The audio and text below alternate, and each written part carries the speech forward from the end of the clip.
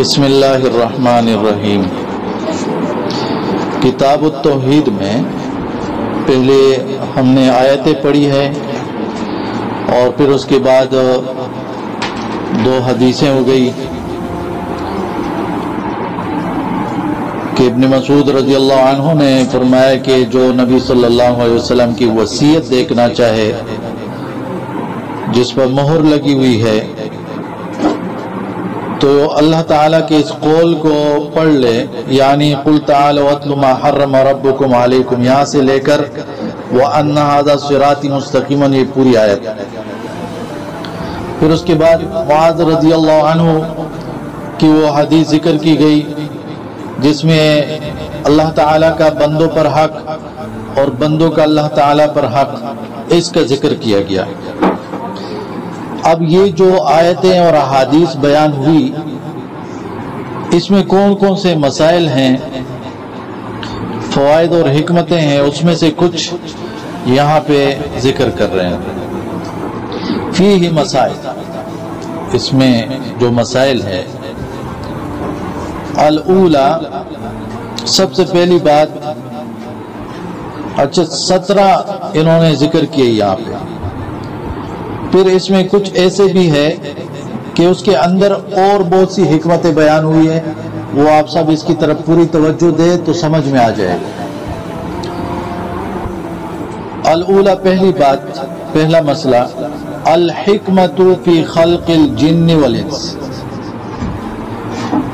وہ حکمت کہ اللہ تعالیٰ نے انسانوں اور جنوں کو کیوں پیدا کیا۔ اب یہ کیوں کا جواب، دیکھو یہ بڑے اہم سوالات ہیں۔ یہ انسانوں کو کس نے پیدا کیا، کیوں پیدا کیا؟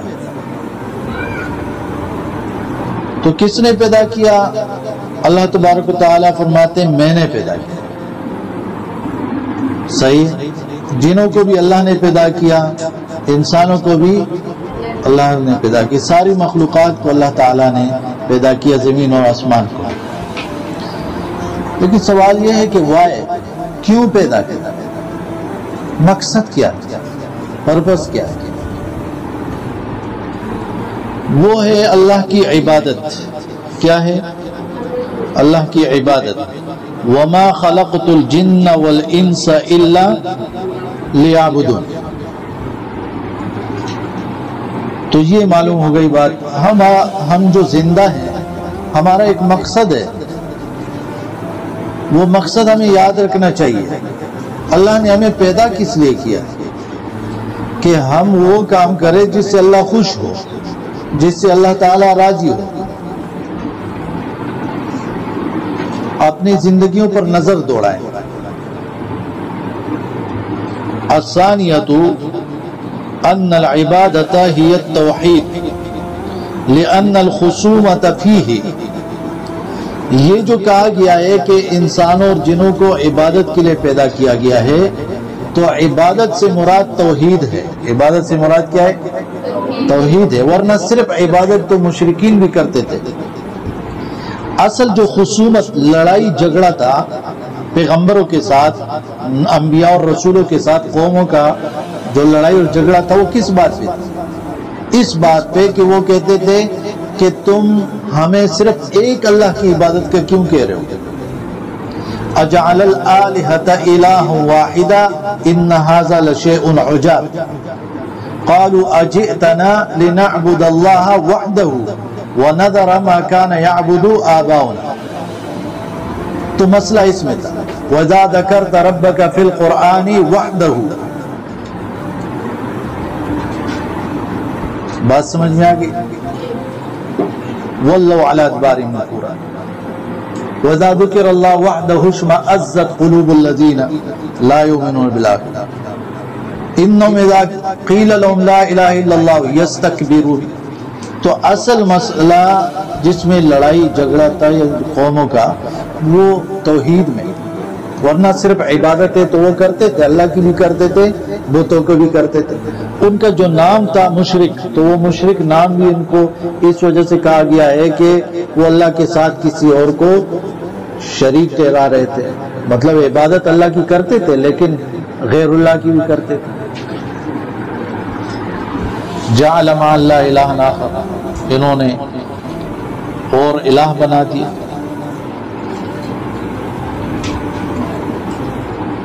یہاں تک بات سمجھ میں آ گئی. یہ توحید کی اہمیت بہت زیادہ ہے. الثالثۃ ان من لم یأت به لم یعبد اللہ ففیہ معنی قوله ولا انتم عابدون ما اعبد. ان من لم یأت به، جس نے اس توحید پر عمل نہیں کیا، جس نے اس توحید کو قبول نہیں کیا، لم یعبد اللہ، تو اس نے اللہ کی عبادت نہیں کی. اسی لیے وہ جو سورہ الکافرون میں آتے ہیں وَلَا أَنْتُمْ عَابِدُونَ مَا أَعْبُدُ، تم عبادت کرنے والے نہیں ہو اس الہ کی جس کی میں عبادت کرتا ہوں. تو مشرکین تو عبادت کرتے تھے اللہ تعالیٰ کی، اور اس میں کہا گیا تم عبادت نہیں کرتے ہو اللہ کی. اس کا مقصد یہ ہے کہ جو عبادت جس میں توحید نہیں ہو، خالص عقیدہ نہیں ہو، خالص عقیدے کے ساتھ اللہ کی عبادت نہیں ہو، تو وہ عبادت نل بٹ نل ہے، زیرو ہے. وہ عبادت شمار ہی نہیں ہوتی، کاؤنٹ ہی نہیں ہوتی. جس طرح بے وضو اگر کوئی نمازیں پڑھے تو نماز ہو جائے گی؟ بے وضو نماز پڑھنے سے نماز ہو جائے گی؟ نہیں ہوگی. تو بغیر توحید کی عبادت قبول نہیں ہوگی. بھلے جو یہ حج کرے، عمرے کریں، عبادتیں کریں، صدقہ خیرات کریں، اگر توحید کا عقیدہ نہیں ہے تو لم یعبد اللہ، انہوں نے اللہ کی عبادت نہیں.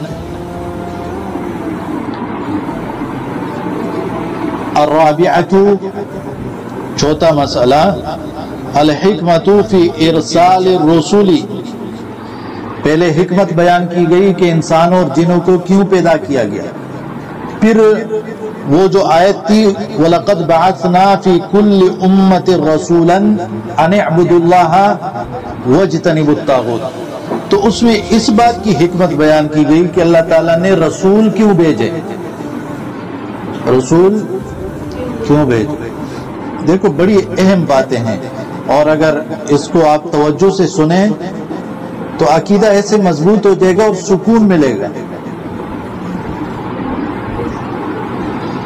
تو اس میں بالکل گڑبڑ نہیں ہونی چاہیے. رسولوں کو کیوں بھیجا؟ بہت سی حکمتیں تھی، اس میں عظیم حکمت وہ یہ تھی ان اعبدوا اللہ واجتنبوا الطاغوت.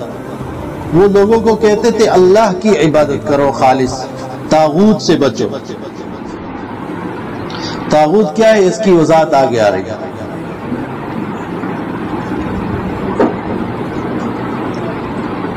اگر آپ سے کوئی پوچھے کہ جنوں اور انسانوں کی پیدا کرنے کی حکمت کیا ہے، آپ کیا جواب دیں گے؟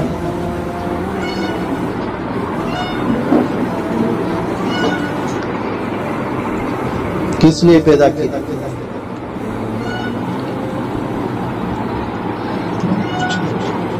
عبادت کے لیے پیدا کیا. رسولوں کو بھیجنے کی حکمت کیا ہے؟ رسولوں کی بھیجنے کی بہت ساری حکمتیں، لیکن اس میں سے عظیم حکمت ہے کہ انہیں عبد اللہ وشن ہوتا ہے کہ اللہ کی عبادت کیجیے ہوتا ہے. ہاں، رسول اس لیے آئے کہ وہ لوگوں سے کہتے تھے کہ لوگوں اللہ کی عبادت کرو، طاغوت سے بچو. یا قوم اعبدوا اللہ ما لکم من الہ غیرہ.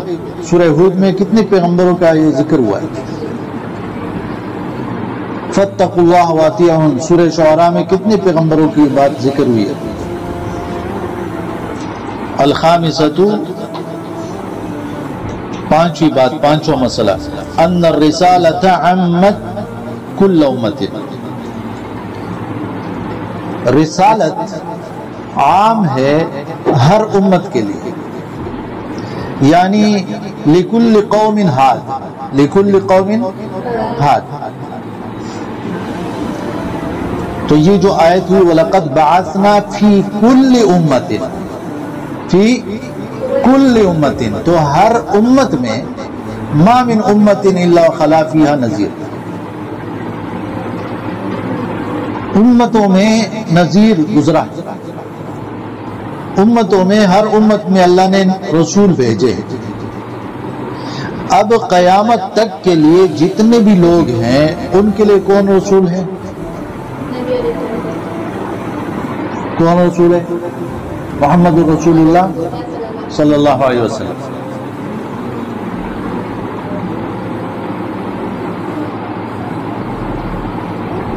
السادسة ان دین الانبیاء واحد. پیغمبروں کا جتنے بھی انبیاء تھے ان کا دین کون سا تھا؟ ایک ہی دین تھا. کون سا دین تھا؟ اسلام. ام کنتم شہداء اذ حضر یعقوب الموت اذ قال لبنیہ ما تعبدون من بعد. اس کے پہلے کہا گیا ووصى ابراہیم بنیہ ویعقوب یا بنی ان اللہ اصطفى لکم الدین فلا تموتن الا وانتم مسلمون. یوسف علیہ السلام نے کیا کہا؟ توفنی مسلما والحقنی بالصالحین. اسلام سب کا دین تھا. دیکھو شریعتیں مختلف تھی. جسے حدیث میں آتا ہے نبی صلی اللہ علیہ وسلم فرمایا کہ ہم جو انبیاء ہیں اللہ بھائی ہیں. اللہ بھائی ہیں یعنی ہمارا باپ ایک ہے، مائیں مختلف ہیں. مطلب کیا ہے؟ یعنی دین ہمارا ایک ہی ہے اسلام. جو بنیادی مسائل ہے اس کے اللہ پر ایمان، آخرت پر ایمان، کتابوں پر، فرشتوں پر، وہ اصولی باتیں توحید، وہ سب ایک ہی سب پیغمبروں نے بیان کیے. لیکن مائیں مختلف مطلب شریعتیں، احکام جو ہے وہ مختلف تھے. کسی میں 3 نمازیں، کسی میں 5 نمازیں، اسی طرح روزے کسی میں کم کسی میں زیادہ. بات سمجھ آ رہی ہے؟ باقی بنیاد جو ہے وہ سب کے ایک تھے. السابعۃ المسألۃ الکبیرہ. بہت بڑا مسئلہ، اہم مسئلہ. ان عبادت اللہ لا تحصل یا تحصل الا بالکفر بالطاغوت. اللہ تعالی کی عبادت حاصل نہیں کی جا سکتی ہے مگر کفر بالطاغوت سے.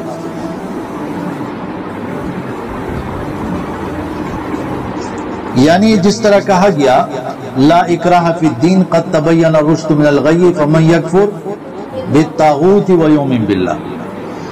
آپ کہو گے کہ لا الہ، پھر اس کے بعد کہو الا اللہ. طاغوت کا انکار کرو گے اور اللہ تعالیٰ کا اقرار کرو گے تب جا کے عبادت حاصل ہوگی. وہ عبادت کہلائے گی. اب سوال ذہن میں آئے گا کہ طاغوت ہے کیا؟ تو الثامنۃ، 8واں مسئلہ، ان الطاغوت عام فی کل ما عبد من دون اللہ. طاغوت عام ہے ہر اس شخص چیز کے لیے جس کی عبادت کی جائے اللہ کے سوا. اللہ کے سوا اگر دریا کی عبادت کی جائے، پہاڑ کی جائے، سورج چاند ستاروں کی جائے، قبروں کی جائے، بتوں کی جائے، انبیاء صالحین شہداء کی جائے، کسی کی بھی کی جائے، وہ ان لوگوں کے لیے طاغوت بن جائے. کیونکہ اللہ کے سوا انہوں نے عبادت بندگی شروع کی. حالانکہ انبیاء بذات خود طاغوت نہیں ہے اور نہ ہو سکتے ہیں، لیکن ان لوگوں نے جو اللہ کو چھوڑ کے بندگی شروع کی تو ان لوگوں کے لیے یہ عبادت، یہ طاغوت بن گئی.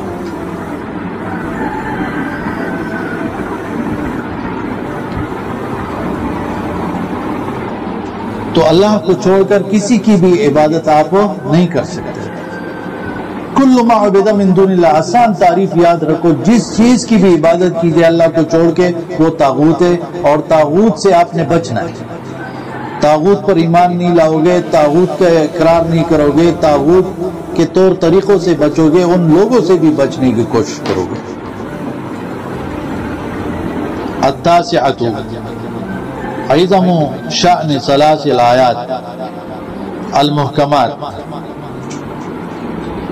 فی سورۃ الانعام عند السلف. یہ جو 3 آیتیں ہیں سورہ انعام میں، اس کی عظیم شان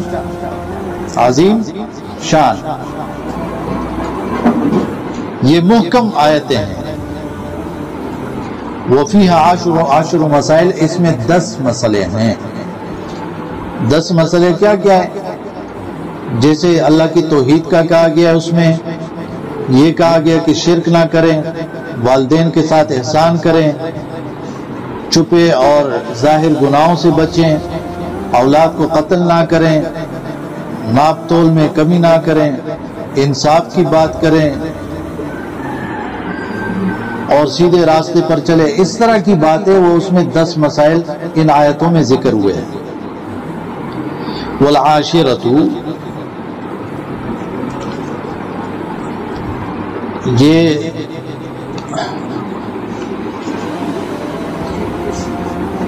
جو آپ لوگوں نے سنا تھا کہ ابن مسعود رضی اللہ عنہ کہا کہ نبی صلی اللہ علیہ وسلم کی وصیت، تو وہ آیتوں کا ذکر، قل تعالوا واتلوا ما حرم ربکم علیکم اللہ تشرکوا بہ شیئا، یہ 3 آیتیں اس کے بارے میں بات ہو رہی ہے۔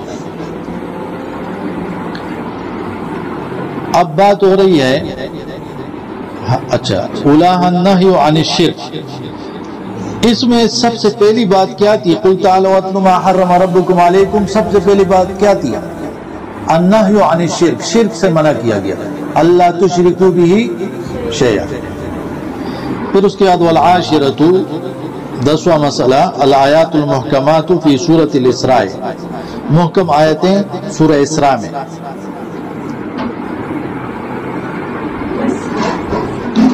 سورۃ الاسراء، سورہ بنی اسرائیل، وہ آیتیں کیا تھی؟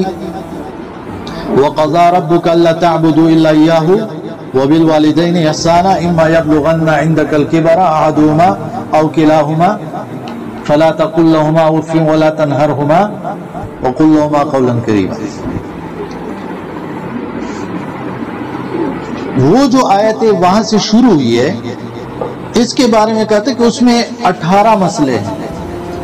وَفِيهَا 18 مَسْأَلَةً بَدَأَهَا اللَّهُ تَعَالَى بِقَوْلِهِ، 18 مسئلے جو اللہ تعالیٰ نے اس کو شروع کیا ہے اس آیت سے، لا تجعل مع اللہ الہا آخر، ایک منٹ مجھے اس کی بات، لا تجعل مع اللہ الہا آخر فتقعد مذموما مخذولا، اللہ کے ساتھ کسی کو شریک نہ ٹھہرائے۔ اس کے بعد جب اس کو ختم کیا، وَخَتَمَهَا بِقَوْلِهِ وَلَا تَجْعَلْ مَعَ اللَّهِ إِلَٰهًا آخَرَ فَتُلْقَىٰ فِي جَهَنَّمَ مَلُومًا مَدْحُورًا۔ اس سے پہلے جو قضا رب کا، اس سے پہلے کہا گیا لا تجعل مع اللہ الہا آخر، جب آخر میں دوسرے رکوع میں یہ ساری باتیں ختم ہوئی تو آخر میں کہا گیا وَلَا تَجْعَلْ مَعَ اللَّهِ إِلَٰهًا آخَرَ، اللہ کے ساتھ کسی کو شریک نہیں ٹھہرا۔ ملامت زدہ ہو گئے، چھوڑ دیے جاؤ گے، تمہاری برائی بیان کی جائے گی، دھتکار دیے جاؤ گے، یہ ساری باتیں بیان کی، مذموم مخذول ملوم مدحور ہو جاؤ گے۔ وَنَبَّهَنَا اللَّهُ سُبْحَانَهُ، اور تنبیہ کی، خبردار کی اللہ سبحانہ وتعالی نے ہمیں، عَلَى عِظَمِ شَأْنِ هَذِهِ الْمَسَائِلِ، ان مسئلوں کے عظیم شان کے بارے میں، بِقَوْلِهِ، اس قول کے ساتھ، ذَلِكَ مِمَّا أَوْحَىٰ إِلَيْكَ رَبُّكَ مِنَ الْحِكْمَةِ، یہ جو وحی کی گئی حکمت کی باتیں ہیں۔ تو گویا جس کے پاس توحید نہیں ہے اس کے پاس حکمت نہیں ہے۔ وہ جو سورہ بنی اسرائیل کی یہ جو آیتیں ہیں، اس میں جو 18 مسائل بیان ہوئے، اس میں وہ بھی یہی ہے، اسراف و تبذیر نہیں کرو، والدین کو برا بلا نہیں کہو، ان کو اف تک نہیں کہو، تکلیف نہ دو، ان کے لیے دعا مانگا کرو، اور اولاد کو قتل نہیں کرو، زنا کے قریب مت جاؤ، یتیم کے مال اس کے قریب مت جانا کھانے کے لیے، یعنی ہڑپ کرنے کے لیے، قبضہ کرنے کے لیے، اس طرح کی باتیں، وہ مسائل اس میں ذکر ہوئے۔ 11 آیت سورۃ النساء التي تسمى آیت الحقوق، حقوق العشرہ، بدأها اللہ تعالی بقوله، اچھا ایک آیت جو انہوں نے ذکر کی سورہ نساء کی ذکر کی ہے، وہ کون سی آیت ہے؟ وَاعْبُدُوا اللَّهَ وَلَا تُشْرِكُوا بِهِ شَيْئًا وَبِالْوَالِدَيْنِ احسان۔ تو اس آیت کے بارے میں فرماتے اس آیت کو کہا جاتا ہے آیت الحقوق، حقوق العشرہ، 10 حقوق اس میں بیان کیے گئے ہیں۔ کسی کے پاس قرآن ہے جلدی سے وہ آیت نکالیں۔ تو آپ دیکھیں اس آیت میں سورۃ النساء آیت نمبر 36 ہے، تو اس میں 10 حقوق بیان کیے گئے ہیں۔ دیکھو سب سے پہلے اللہ تعالیٰ کا حق، اللہ کی بندگی کرو، اللہ کے ساتھ شریک نہ ٹھہراؤ، والدین کے ساتھ حسن سلوک کرو، رشتہ داروں کے ساتھ حسن سلوک کرو، یتیموں مسکینوں کے ساتھ، پڑوسیوں کے ساتھ، چاہے وہ آپ کا رشتہ دار ہو یا اجنبی ہو، قریب ہو یا دور ہو، آپ کے ساتھ اٹھنے بیٹھنے والے ان کے ساتھ اچھا سلوک کرو، مسافر کے ساتھ اچھا سلوک کرو، غلام لونڈیوں کے ساتھ اچھا سلوک کرو۔ تو دیکھو کس قدر اہم مسائل ذکر ہوئے ہیں، اور ہر چاہے حکمت کی آیتیں تھی، چاہے وہ وصیت والی آیتیں تھی، چاہے وہ حقوق کی آیتیں تھی، ان سب میں سب سے پہلے جو ذکر آیا ہے اللہ کی بندگی کرو، اللہ کے لیے خالص عبادت کرو۔ الثانیۃ عشرہ التنبیہ علی وصیت رسول اللہ صلی اللہ علیہ وسلم عند موتہ، نبی صلی اللہ علیہ وسلم نے وصیت کر کے تنبیہ کی، خبردار کیا ہے اپنے موت کے وقت۔ موت کے وقت جو وصیتیں ہیں وہ بھی ساری توحید پر ہیں، اور نبی صلی اللہ علیہ وسلم نے یہی باتیں لوگوں کو، یہ قرآن لوگوں کو بیان کیا، یہ ساری نبی صلی اللہ علیہ وسلم کی وصیتیں بھی ہیں۔ یہود و نصارہ پر لعنت کی کہ انہوں نے انبیاء کی قبروں کو سجدہ بنا لی، تم لوگ میرے قبر کو میلہ نہ بنانا۔ آج دیکھو میلے لگے ہوئے ہیں قبروں پر، سجدے کیے جا رہے ہیں، ان سے مانگا جا رہا ہے۔ الثالثۃ عشرہ 13واں مسئلہ معرفت حق اللہ علینا، اللہ تعالیٰ کے حق ہمارے اوپر جو ہے اس کی پہچان، ہمارے اوپر اللہ کا حق کیا ہے؟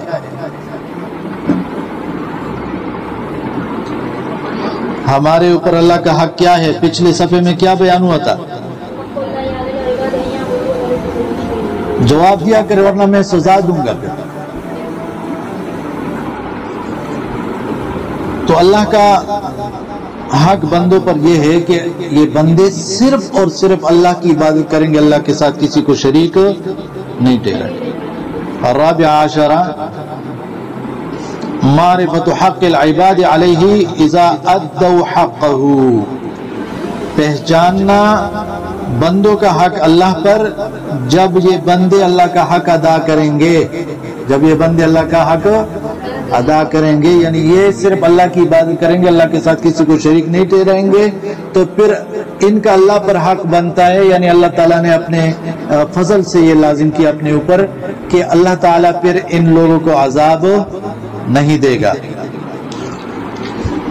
موحدین کو اللہ تعالیٰ پھر عذاب نہیں دے گا، ہمیشہ کا عذاب نہیں دے گا۔ الخامسۃ عشرہ 15واں مسئلہ ان هذه المسألة لا يعرفها اکثر الصحابہ، یہ جو مسئلہ ہے اس کو اکثر صحابہ نہیں جانتے تھے۔ کون سا مسئلہ؟ یہ مسئلہ کہ مثال جو موحدین ہیں صحیح حق ادا کریں گے، صحیح اللہ کی بندگی کریں گے، اللہ کے ساتھ کسی کو شریک ذرہ بر نہیں ٹھہرائیں گے، تو اللہ تعالیٰ ایسے لوگوں کو عذاب نہیں دے گا۔ تو نبی صلی اللہ علیہ وسلم نے ان کو بتا دیا۔ السادس عشرہ جواز کتمان العلم للمصلحۃ، علم کو چھپانا جائز ہے کسی مصلحت کی وجہ سے، کسی فائدے کی وجہ سے۔ وہ کیا ہے؟ توجہ سے سنیں کہ جب معاذ رضی اللہ عنہ نے کہا کہ کیا میں اس کی خوشخبری نہ دوں لوگوں کو، افلا ابشر الناس، میں اس کی خوشخبری نہ دوں لوگوں کو؟ تو نبی صلی اللہ علیہ وسلم سے کیا کہا؟ خوشخبری نہ دے، مطلب یہ بیان نہ کرے لوگوں کو۔ ابھی لوگ جو ہے اس کو مطلب کہیں گے کہ بس اللہ غفور رحیم ہے، اللہ کا فضل اور رحمت بہت زیادہ ہے، عبادتیں کرنا چھوڑ دیں گے۔ بات سمجھ میں آ رہی؟ السابع عشر استحباب و بشارت المسلم بما یسرہ، مستحب ہونا، بہتر ہونا، مسلم کو خوشخبری دینا، گڈ نیوز سنانا اس بات کی جس سے وہ خوش ہو جائے، یسرہ جس سے وہ خوش ہو جائے۔ مومنین موحدین کا یہ کام ہونا چاہیے کہ وہ خوشخبریاں دیا کرے، موحدین خوش ہوا کرے۔ معاذروں کو جیسے ہی پتہ چلا کہ توحید سے یہ فائدہ ہوگا کہ عذاب نہیں ملے گا، فوراً اس نے کہا لوگوں کو خوشخبری نہ دوں۔ آج لوگ کیا ہوتے ہیں، لوگوں کو غم دیتے ہیں، خوشی نہیں دیتے ہیں۔ مومن کے کام، مومن خوشیاں دے، خصوصاً اللہ اور رسول نے جو خوشخبریاں دی ہیں وہ لوگوں کو بیان کرے۔ وبشر الذین آمنوا وعملوا الصالحات، یہ عام حکم ہے، سب یہ کام کرے، سب مومن۔ الثامنۃ عشرہ الخوف من الاتکال علی سعۃ رحمت اللہ، اس بات کا ڈر کہ کوئی بھروسہ کر کے بیٹھ جائے اللہ کی رحمتوں کی کشادہ ہونے پر، کہ بس کوئی کہ اللہ غفور رحیم ہے اور بس میں عبادتیں نہیں کروں، کوئی ضرورت نہیں ہے۔ التاسعۃ عشرہ قول المسئول عما لا يعلم، مسئول یعنی جس سے سوال کیا جائے اس کا یہ کہنا اس مسئلے کے بارے میں جو وہ نہیں جانتا۔ تو اگر مثال آپ سے کسی مسئلے کے بارے میں پوچھا گیا اور آپ کو جواب معلوم نہیں ہے تو آپ کیا کہو گے؟ اللہ و رسولہ عالم، یعنی جب رسول اللہ صلی اللہ علیہ وسلم موجود تھے ان کے سامنے جب اس طرح بات ہوتی تھی۔ ابھی اگر ہم سے کوئی پوچھے اور ہمیں جواب نہیں آ رہا ہو تو ہم کیا کہیں گے؟ اللہ عالم، صرف یہ کہیں گے اللہ بہتر جانتے ہیں، اللہ بہتر جانتے ہیں، مجھے نہیں پتہ۔ العشرون جواز و تخصیص بعض الناس بالعلم دون بعض، یہ جائز ہے کہ اسپیشل بنا لو، خاص کر لو کچھ لوگوں کو علم کے ساتھ دوسروں کو چھوڑ کر، جیسے نبی صلی اللہ علیہ وسلم نے یہ مسئلہ معاذ رضی اللہ عنہ کو بیان کر دیا اور کہا کہ اوروں کو نہیں بتانا۔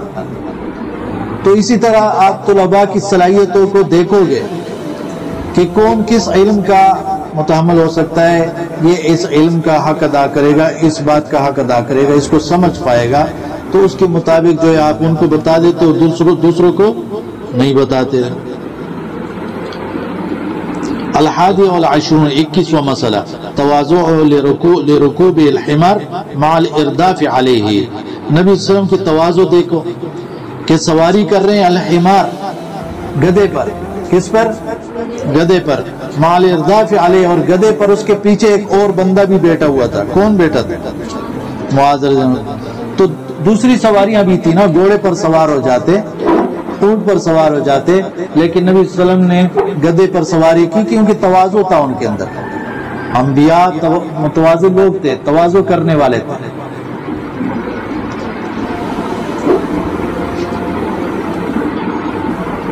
اس میں کوئی شرم کی بات نہیں۔ الثانیۃ والعشرون 22واں مسئلہ جواز الارداف علی الدابۃ، جائز ہے کہ سواری پر کوئی اور بندہ بھی آپ کے پیچھے بیٹھا ہو۔ ارداف کا مطلب آپ سواری پر بیٹھے ہو اور کوئی آپ کے پیچھے بیٹھ جائے، گدھے پر، گھوڑے پر، خچر پر یا اونٹ وغیرہ پر، علی الدابۃ جانور پر۔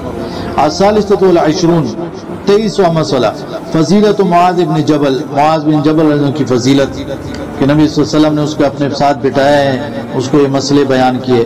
الرابعۃ والعشرون 24واں مسئلہ عظم شان هذه المسئلہ، اس مسئلے کی اہمیت اور عظمت کہ بہت اہم مسئلہ ہے، توحید کا مسئلہ اور اللہ تعالیٰ کے حق کا مسئلہ۔ تو دیکھیں کتنی اہم مسائل جو ہے وہ ان 2 احادیث اور 4 آیتوں کے اندر وہ موجود تھی۔ اللہ تعالیٰ ہم سب کو عمل کی توفیق عطا فرمائے۔